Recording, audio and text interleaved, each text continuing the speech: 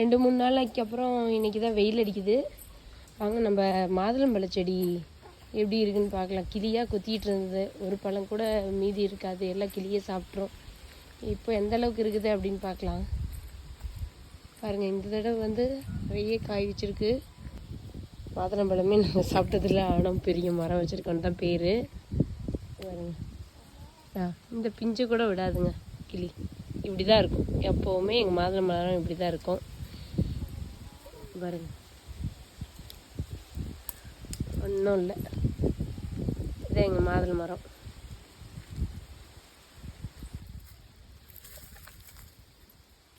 இது கம்மி பண்ண ஏதாவது வழி இருந்தால் கண்டிப்பாக சொல்லுங்கள். இங்கே பாருங்கள், ஃபுல்லாகவே சாப்பிட்றோம். இப்படி தான் இருக்கும் எங்கள் மரம் எப்போவுமே.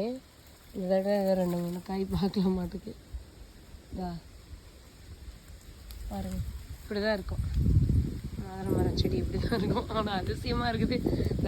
இந்த மாதிரிலாம் காய் வெதிருது பாருங்கள். இது ஒரு பெரிய அதிசயம்தான். இந்த மரத்தில் இவ்வளோ பெரிய மரம் ஆகி இந்தளவுக்கு எப்படி காய் வந்தது இப்போதாங்க. பாய்.